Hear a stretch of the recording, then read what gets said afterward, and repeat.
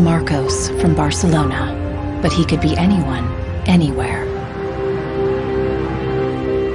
What is about to happen to him occurs daily in offices and homes all over the world.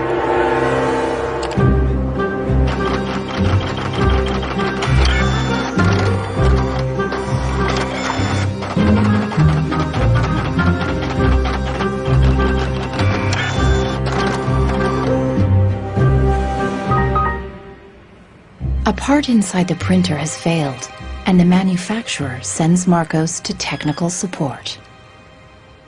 El meu tècnic fa un diagnòstic previ, pero aquest diagnòstic ja són 15 euros més IVA. Seguramente será difícil encontrar las piezas para poder repararla.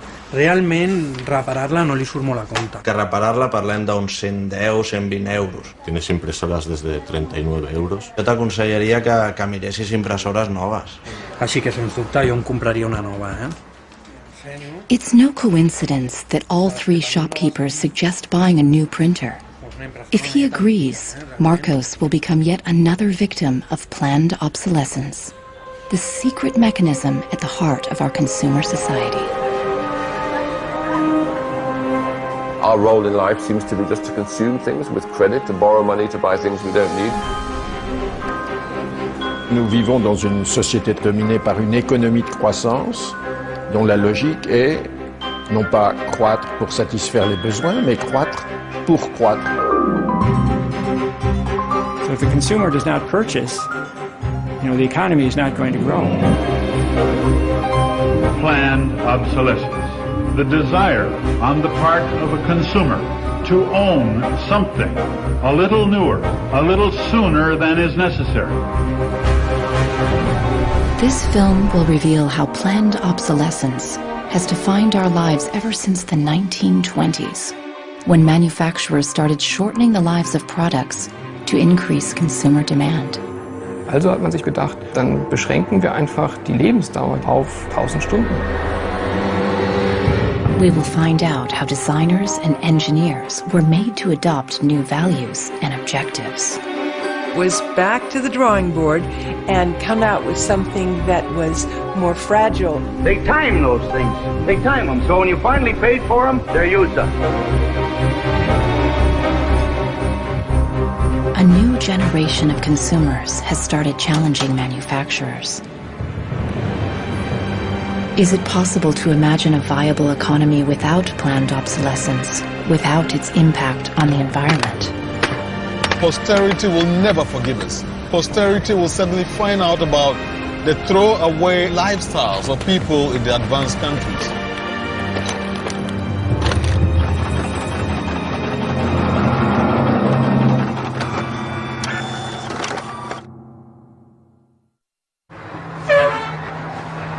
Welcome to Livermore, California, home of the longest burning light bulb in the world. My name's Lynn Owens, and I am chairman of the Light Bulb Committee. It was in 1972 when we discovered that the light bulb that was hanging in the fire station was a significant light bulb.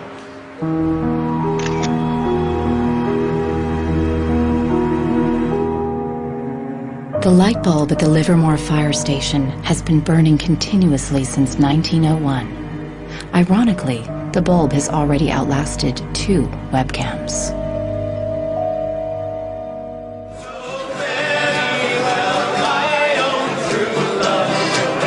In 2001, when the bulb was 100 years old, the people of Livermore threw a big birthday party, American style. I think we were hoping if we would get 200 people, we'd be happy, and we ended up with 800 or 900 people showing up. One nation, under God, indivisible, with liberty and justice. Do you think that anybody would sing happy birthday to a light bulb? Well, we didn't think they would, but they did.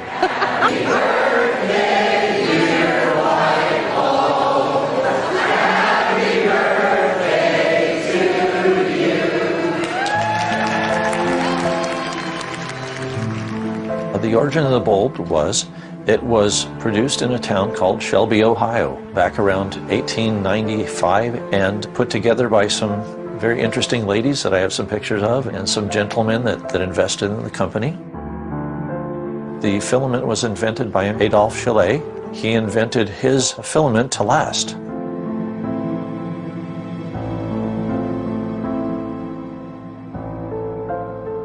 Why does his filament last? I don't know.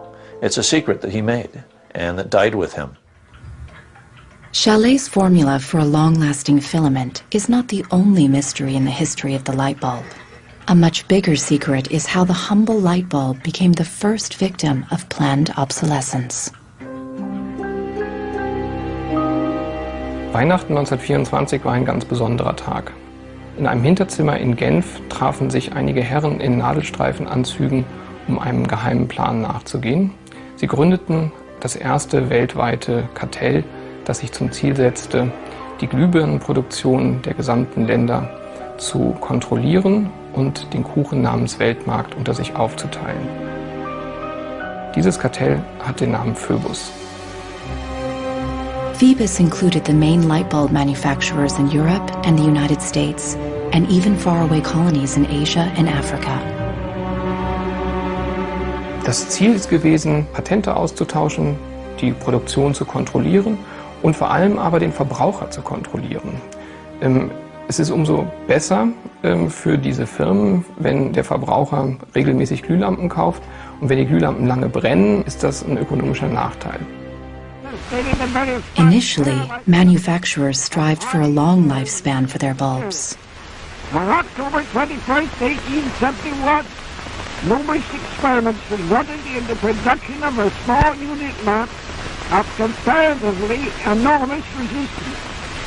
The filament being under conditions of great stability after the... Thomas Edison's first commercial bulb, on sale by 1881, lasted 1,500 hours.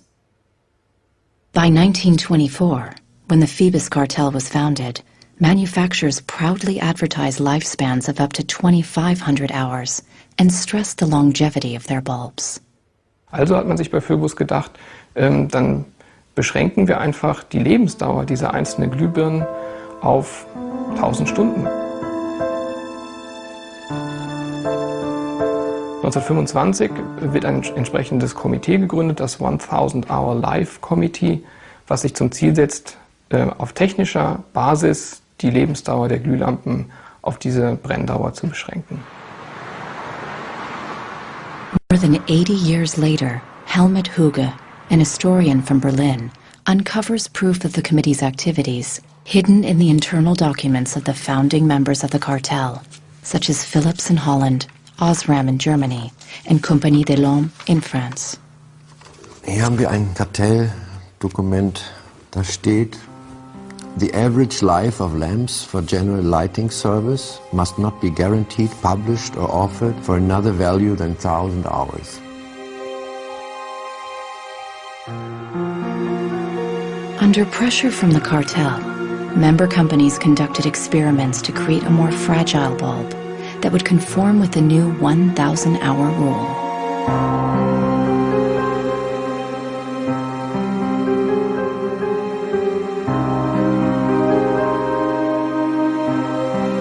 Bulb production was monitored rigorously to make sure cartel members complied. Eine Maßnahme bestand beispielsweise darin, einen Prüfstand zu errichten, in dem viele kleine Sockel zu finden sind, in die dann wiederum einzelne Exemplare aus verschiedenen Produktionsreihen eingeschraubt wurden, und Firmen wie Osram haben dann genauestens protokolliert, wie lange diese Lampen brannten. Phoebus enforced its rules through an elaborate bureaucracy. Members were fined heavily if their monthly life reports were off the mark.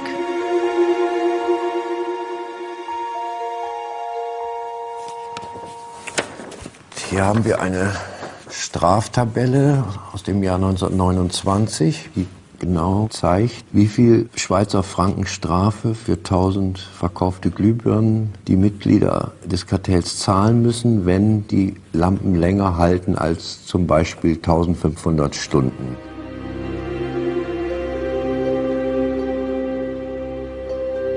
As planned obsolescence took effect, lifespans fell steadily.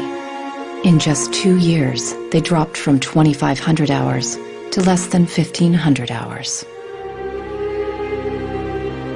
By the 1940s, the cartel had reached its goal. 1,000 hours had become the standard lifespan for bulbs. I can see how this was very tempting in 1932. I think at the time sustainability was actually substantially less of an issue, because I don't think they looked at the planet as being one with finite amount of resources. They looked at it as from an abundance perspective. Ironically, the light bulb has always been a symbol for ideas and innovation, and yet it's one of the early and best examples of planned obsolescence. In the following decades, inventors filed dozens of patents for new light bulbs, including one lasting 100,000 hours. None of them reached the general market. Offiziell hat es ja Philips eigentlich nie gegeben, wenn auch diese Spuren der Öffentlichkeit nie ganz verborgen gewesen sind. Die Strategie dahinter ist, sich in bestimmten Zeitabständen immer wieder umzubenennen. Dann heißt es mal internationales Elektrizitätskartell, dann mal wieder irgendein anderer Name. Entscheidend ist, dass diese Idee als Institution natürlich weiter besteht.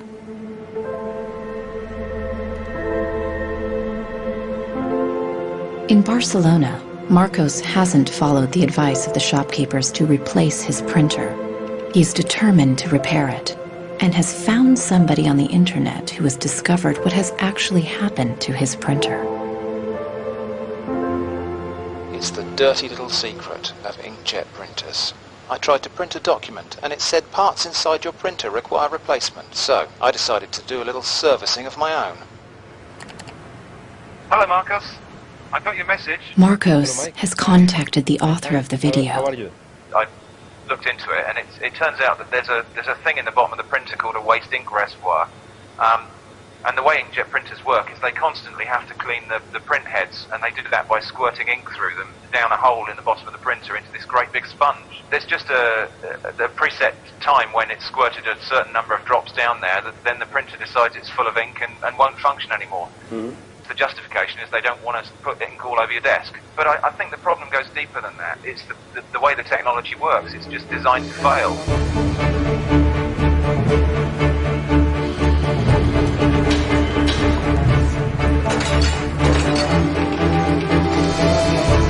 Planned obsolescence emerged at the same time as mass production and the consumer society.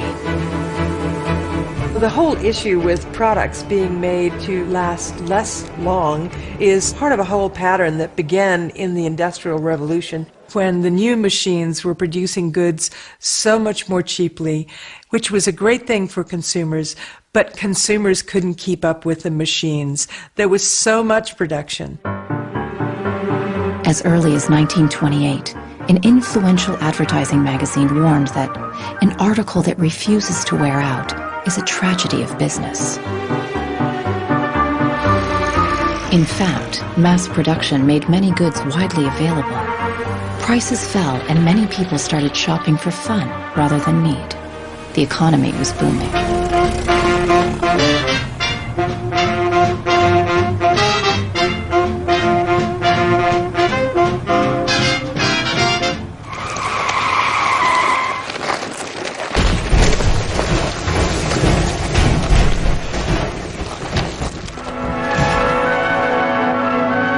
In 1929, the emerging consumer society came to a full stop when the Wall Street crash sent the U.S. into a deep economic recession. Unemployment reached staggering proportions. By 1933, 1/4 of our labor force was unemployed. People no longer queued for goods, but for work and for food. From New York came a radical proposal on how to kickstart the economy again. Bernard London, a prominent real estate broker, suggested ending the Depression by making planned obsolescence compulsory by law. It was the first time the concept was put into writing. Under Bernard London's proposal, all products would be given a lease of life with a set expiry date, after which they would be considered legally dead. Consumers would turn them over to a government agency where they would be destroyed. He was trying to achieve a balance between capital and labor where there would always be a market for new goods. So there would always be a need for labor and there would always be a reward for capital. Bernard London believed that with compulsory planned obsolescence, the wheels of industry would keep turning, people would keep consuming, and everyone would have a job.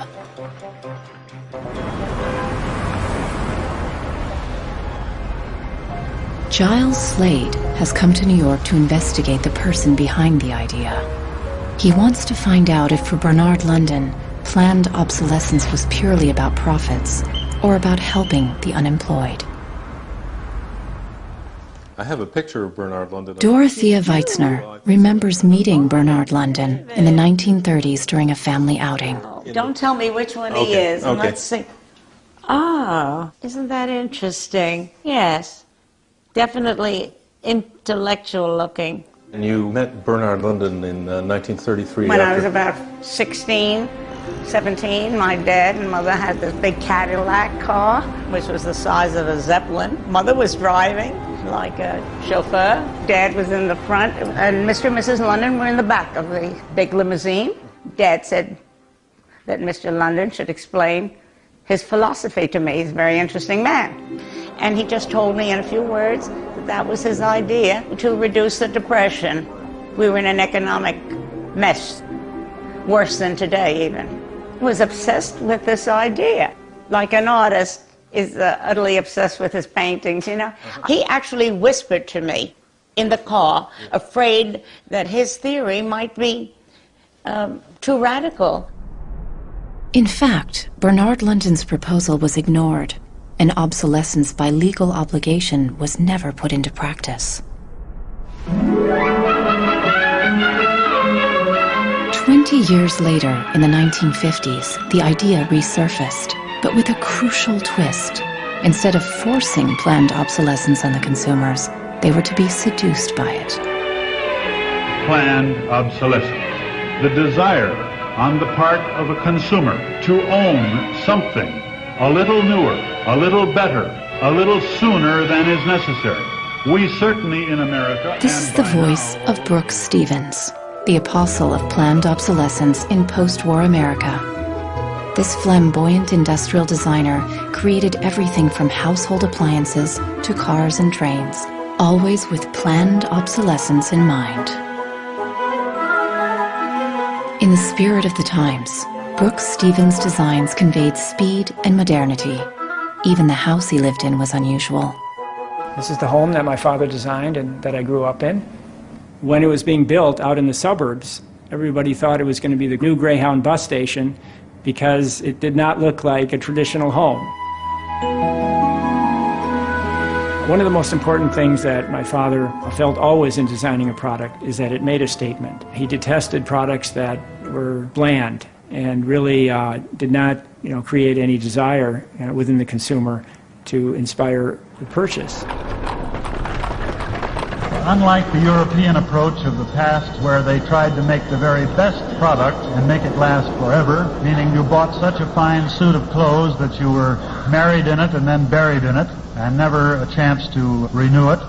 The approach in America is one of making the American consumer unhappy with the product that he has enjoyed the use of for a period, have him pass it on to the second-hand market, and obtain the newest product with the newest possible look.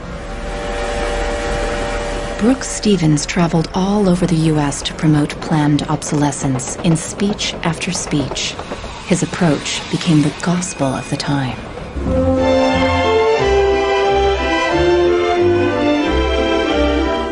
Women and men alike are increasingly interested in the look of things. They eagerly give their attention to what's new and beautiful and advanced. Design and marketing seduced consumers into always craving the latest model. My father never designed a product to intentionally fail or become obsolete for some functional reason in a short period of time. Planned obsolescence is absolutely at the consumer's discretion. No one is forcing the consumer to go into the store and purchase a product. They go in under their own free will. That's their choice.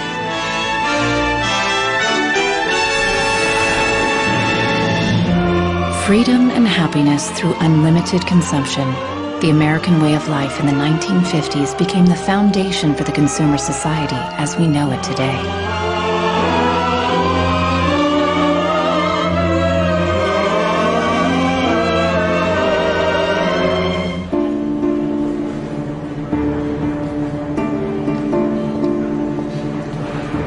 See, without planned obsolescence, these places wouldn't exist.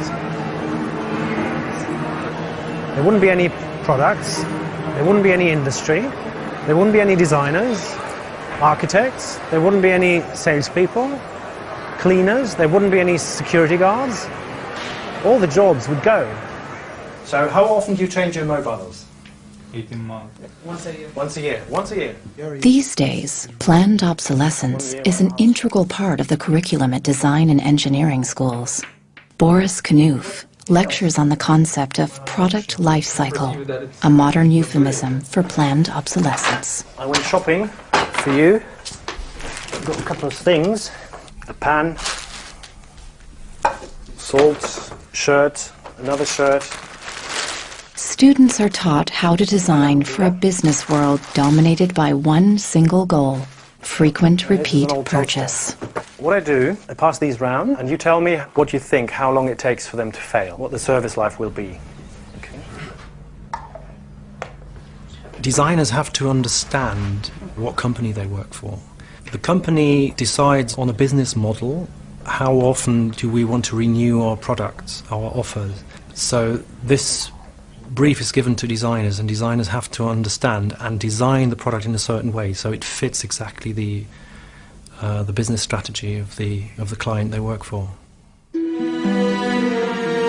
Planned obsolescence is at the root of the substantial economic growth that the Western world has experienced since the 1950s.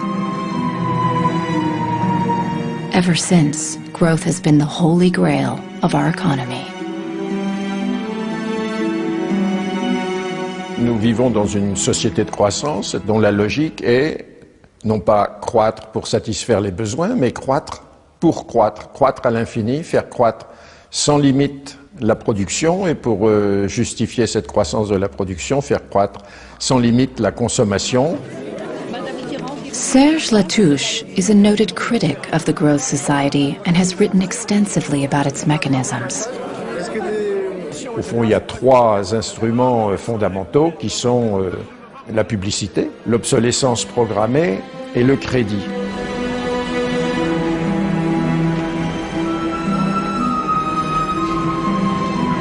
In the last generation or so, our role in life seems to be just to consume things with credit, to borrow money to buy things we don't need. That makes no real sense to me at all.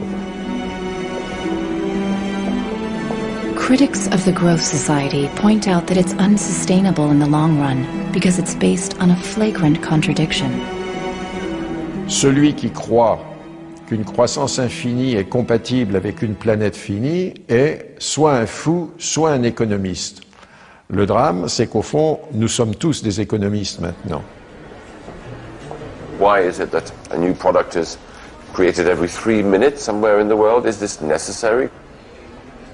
I think a lot of people have realized that things need to change when they're being told by politicians to go shopping or to start consuming as the best way to restart the economy. On peut dire qu'avec la société de croissance, on est embarqué dans un bolide qui désormais manifestement n'a plus de pilote, qui va à toute allure et dont on peut prévoir le destin qui est soit de se fracasser contre un mur, soit de sombrer dans un précipice.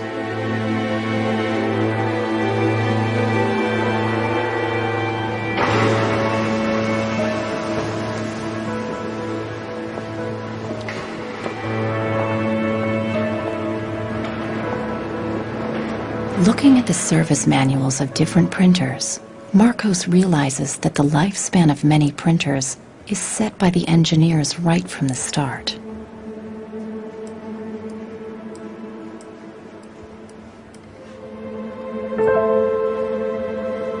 They achieve this by placing a chip deep inside the printer.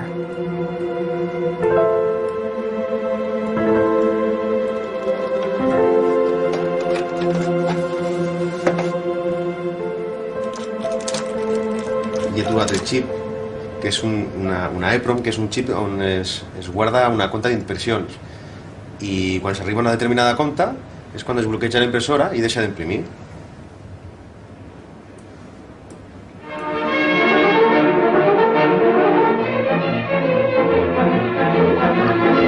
How do engineers feel about designing products to fail? The dilemma is captured in a British film from 1951, where a young chemist invents an everlasting thread. He believes that great progress has been made.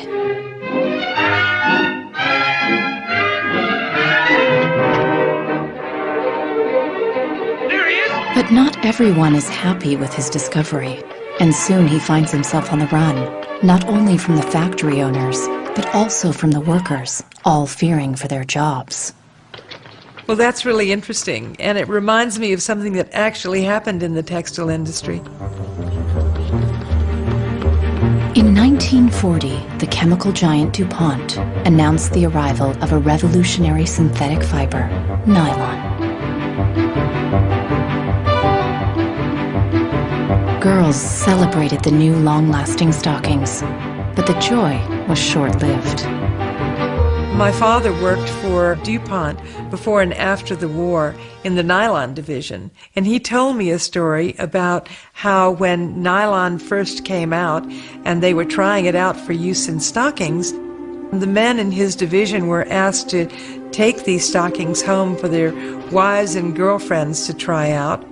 My father brought them home to my mother, and she was delighted with the first products because they were so sturdy. The DuPont chemists had every reason to be proud of their achievement, as even men touted the strength of nylon stockings. The problem was they lasted too long. The women were very happy with the fact that they didn't get runners in them. Unfortunately, this meant that the companies producing the stockings were not going to sell very many. DuPont gave new instructions to Nichols Fox's father and his colleagues. For the men in his division, it was back to the drawing board to try to make the fibers weaker and come out with something that was more fragile and would run so that the stockings wouldn't last as long. The same chemists who'd applied their skills to make durable nylons went with the spirit of the times and made them more fragile. The everlasting thread disappeared from the factory floor, just like in the cinema. We need control of this discovery. Complete control. If you want twice the amount in that contract, we will pay it. $250,000. To suppress it. Yes. How did the chemists at DuPont feel about deliberately reducing the life of a product? Must have been frustrating for the engineers to have to use their skills to make an inferior product after they'd tried so hard to make a good product.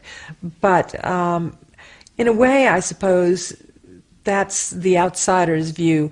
Probably they just had a job to do. Make it strong, make it weak. That was their job. Engineers were in a really complicated ethical time. This confrontation with planned obsolescence provoked them to examine their most basic ethical concepts. There was an old school of engineers who believed that they should make a permanent, usable product that would never break. And there was a new school of engineers that were driven by the market, who were clearly interested in making the most disposable product that they could. And this debate resolved itself by these new school of engineers taking over. Planned obsolescence did not only affect engineers. The frustration of ordinary consumers is echoed in Arthur Miller's classic play, Death of a Salesman. Just like Willie Lomax, all consumers could do was complain powerlessly. Once in my life, I'd like to own something outright before it's broken. I'm always in a race with the junkyard. Just finished paying for the car and it's on its last legs. The refrigerator consumes belts like a crazy maniac. They time those things. They time them. So when you finally paid for them, they're used up. Little did consumers know that on the other side of the Iron Curtain, in the countries of the Eastern Bloc, there was a whole economy without planned obsolescence.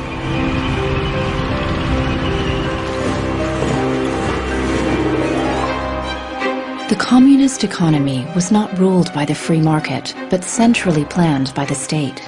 It was inefficient and plagued by a chronic shortage of resources. In such a system, planned obsolescence did not make any sense.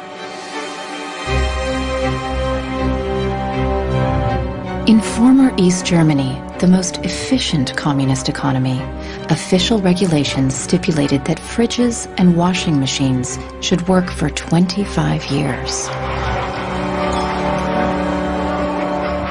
Hier, dieser DDR-Kühlschrank, den habe ich 1985 gekauft. Der ist also mindestens 24 Jahre alt. Und die Glühbirne ist ebenso alt, habe ich noch nie ausgewechselt. Die ist also auch schon fast 25 Jahre alt. In 1981, a lighting factory in East Berlin launched a long-life bulb. They took it to an international lighting fair, looking for buyers from the West. Als die ostdeutschen Glühlampenhersteller 1981 diese Langlebensdauer-Glühlampen auf der Hannoveraner Messe präsentierten, meinten ihre Westkollegen, ihr wollt euch wohl alle arbeitslos machen. Woraufhin die NAVA-Leute, Ingenieure, antworteten, nein, im Gegenteil, indem wir Ressourcen schonen und den Wolfram nicht verpulvern, behalten wir gerade unsere Arbeitsplätze.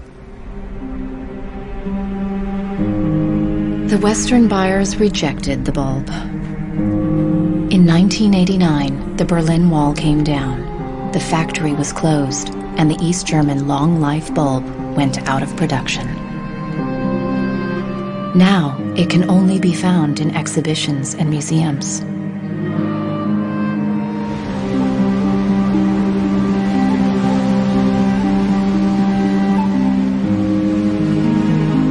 "20 years after the fall of the Berlin Wall, consumerism is as rampant in the East as it is in the West.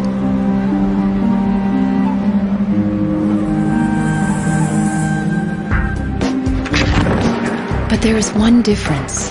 In the age of the internet, consumers are ready to fight against planned obsolescence. The first movie we made that really broke through was a movie about the iPod. And I was completely broke, and I'd gotten this iPod, it was like $500, $400, and about 8 months later, 12 months later maybe, the battery died in it. And I called Apple to ask them to replace the battery. And their policy at the time was to tell their customers to buy a new iPod. You might as well go get a new one. Apple doesn't offer? No. Apple doesn't offer a new battery for the iPod? No. It wasn't that the battery died that was annoying, because in my Nokia cell phone, the battery dies, you buy a new battery. Even in my Apple laptop, when the battery would die, you replace the battery. But in the iPod, this expensive piece of hardware, when the battery died, you had to replace the entire unit. So it was my brother's idea to make a movie about just that. We went around with a stencil, spray painting on every iPod advertisement we saw in town. iPod's unreplaceable battery lasts only 18 months. We put the video on our own little site, iPodsDirtySecret.com. The first month, 6 weeks, it was at 5-6 million views, and the site went absolutely bananas. A lawyer in San Francisco, Elizabeth Pritzker, heard about the video and together with her associates decided to sue Apple over the lifespan of the iPod battery. Half a century after the light bulb case, planned obsolescence was in court again. When we brought this litigation, this was 2 years after the iPod was introduced, Apple had sold about 3 million iPods nationwide in the United States. Many of the 3 million iPod owners were having battery problems and were willing to sue. One of them was Andrew Wesley. We selected from amongst the consumers who had called us individuals who would serve as representatives in a class action. A class action is really a device that's fairly unique to the United States, where a small group of people stands in the shoes of a large group to bring one claim before a court. My role in that case was as class representative on behalf of thousands, maybe tens of thousands of people. The case came to be known as Wesley versus Apple. When my friends and family learned that this was a major case, they thought I was, becoming a radical. Here I am going to sue, I was the next Erin Brockovich. In December 2003, Elizabeth Pritzker filed the case at the San Mateo County Court, just a few blocks from the Apple headquarters. We asked Apple for a number of technical documents regarding the battery life in the iPod, and we received a lot of technical data about the battery design, about the testing of the battery, and learned through that discovery that the type of the lithium battery that was contained within this iPod was designed, by design, to really only have a short period of life. I do think that Apple's development of the iPod was intended to be one of planned obsolescence. After a tense few months, both parties hammered out a settlement. Apple set up a replacement service for the batteries and extended the warranty to 2 years. The claimants were offered compensation. One thing that really bothers me personally is that Apple really promotes itself as a young, hip, forward-thinking company, and for a company like that not to have a good environmental policy that allows consumers to return products for proper recycling and disposal really is really counterintuitive and counter to their message.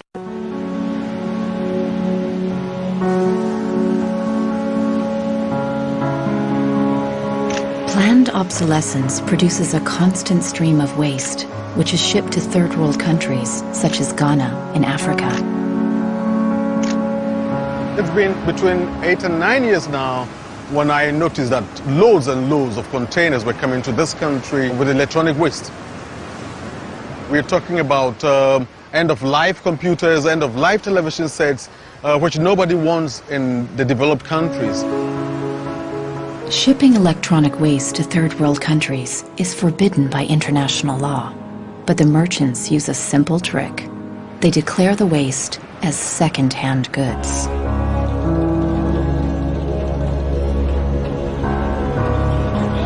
More than 80% of the electronic waste that arrives in Ghana is totally beyond repair, and whole container loads are abandoned at dump sites all around the country. We are at the dump site here in Agbogloshi. In the past, we had this beautiful river called Odo River, that meandered its way through this area. It was teeming in the past. It had so much fish. We actually attended a school not very far away from here. So we'd come play football and hang around the river. The fishermen would organize boat rides, I remember very well. But now it's all finished, it's all gone. And that makes me really, really sad. And it makes me angry.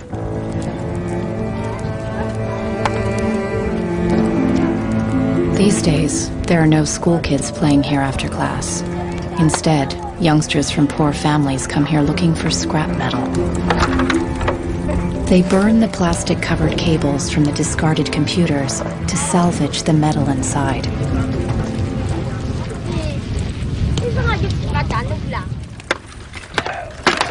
What is left is picked through by the younger children who are looking for any tiny pieces of metal which the older boys may have missed.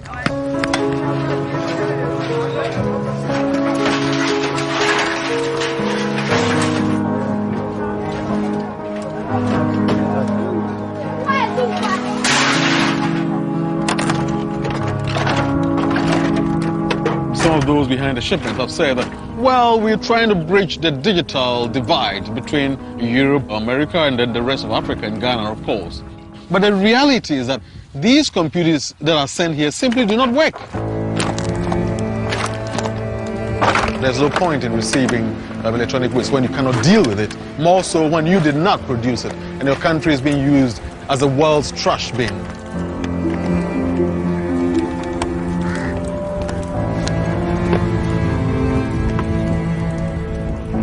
The trash that for so long in the industrial age has been hidden from view is now coming into our lives, and we can actually no longer easily avoid it. The waste economy is reaching its last legs because they don't physically have anywhere else to put the waste. I think in the course of time, we've come to realize that the planet that we're living on cannot sustain that forever. There's a limit to natural resources, and there's a limit to energy resources that we have. Posterity will never forgive us. Posterity will suddenly find out about the throwaway attitudes, the throwaway lifestyles of people in the advanced countries. People all over the world have started acting against planned obsolescence. Mike Anane is fighting against it from the receiving end. He has started by collecting information. This is where I keep the e-waste that have asset tags or property tags. This says Amu Center Nordvest Zeeland. It's from Denmark. This is from Germany, sent here simply to be dumped. Westminster College. Apple should know better. It's a company that claims to be so green. There's a lot of Apple products that are being dumped here. I have a database that contain the asset tags, the contact addresses, telephone numbers of the companies that owned the electronic waste that have been dumped in Ghana. Mike Anane plans to turn this information into evidence for a court case.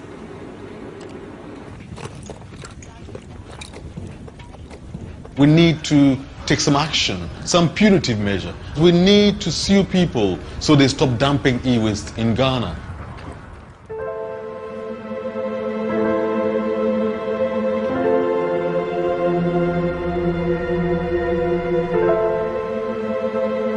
Marcos is on the internet again, looking for a way to extend the life of his printer. He has discovered a Russian website which offers a free software for printers with a counter chip. The programmer has even gone to the trouble of explaining his personal motivation. This happens due to bad construction. This is their business model. Not a good one for user and environment. So I looked and found a way to make user-friendly software to allow active users to reset an input counter. Marcos doesn't know what to expect, but downloads the software anyway. From a small village in France, John Thakura fights planned obsolescence by helping people share business and design ideas which come from all over the globe. In all poorer countries, things are repaired automatically. The notion you throw a product away just because it breaks for some reason is completely unknowable and unthinkable, actually, to somebody in the south. In India, there's an actual word, jugaad, to describe this tradition of being able to fix things pretty much regardless of the complexity of it. We try to find people who are actively doing projects in the world rather than just talking about things or making abstract statements about how awful things are or what has to be changed.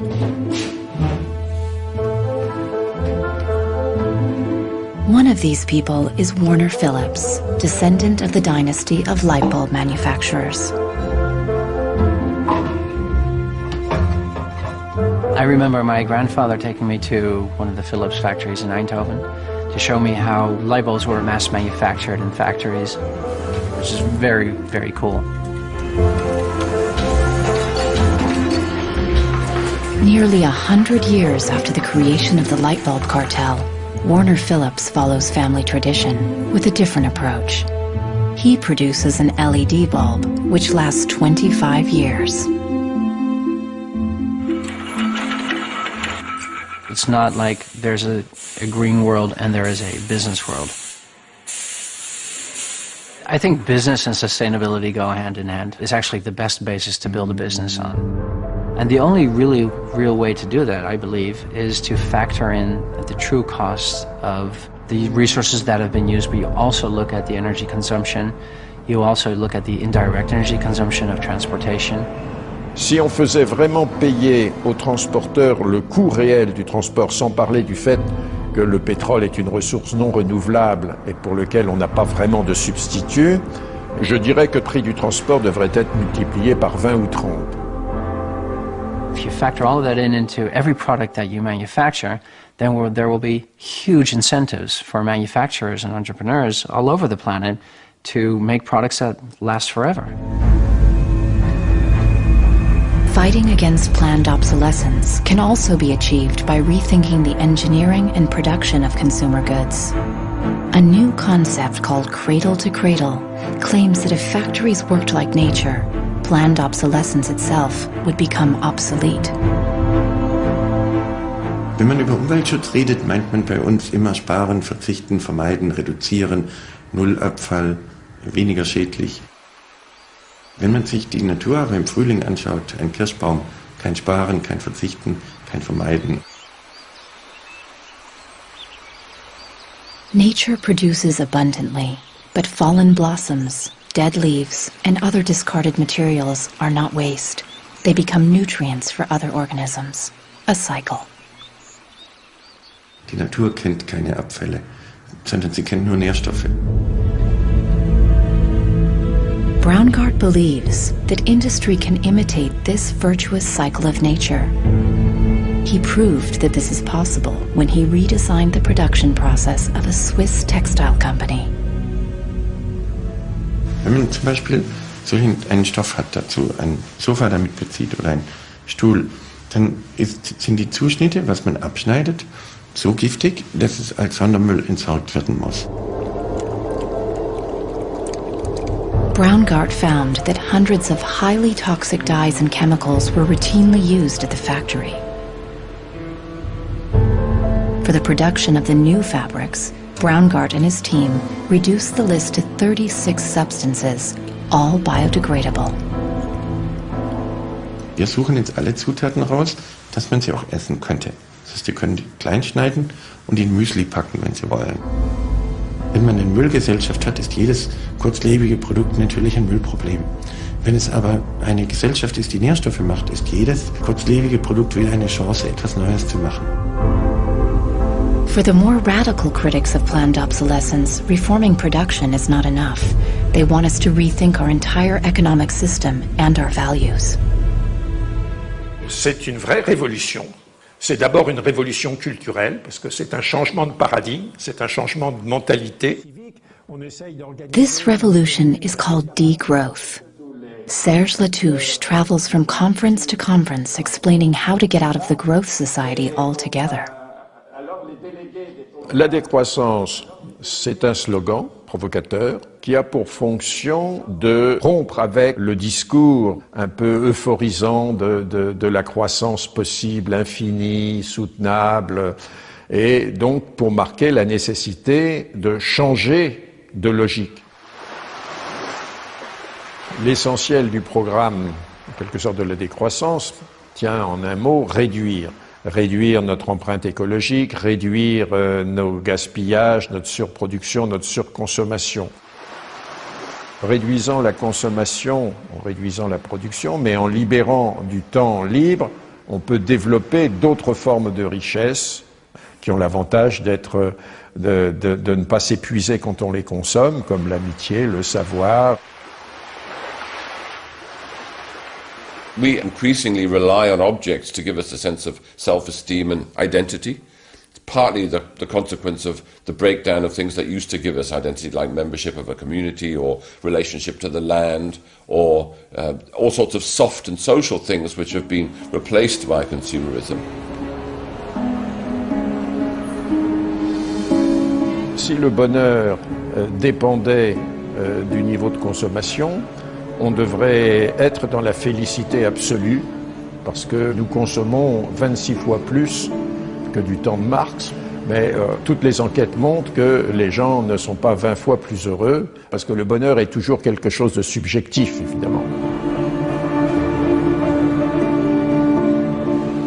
Critics of degrowth fear that it will destroy the modern economy and take us straight back to the Stone Age. Revenir à une société soutenable, c'est-à-dire une société dont l'empreinte écologique ne dépasse pas une planète, eh bien, ça n'est pas revenir à l'âge de pierre, c'est revenir, toutes choses égales d'ailleurs, pour un pays comme la France, aux années 60. Ça n'est pas vraiment l'âge de pierre. On peut dire que la société de décroissance réalise la vision de Gandhi qui disait le monde est assez grand pour satisfaire les besoins de tous, mais il sera toujours trop petit pour satisfaire l'avidité de quelques-uns.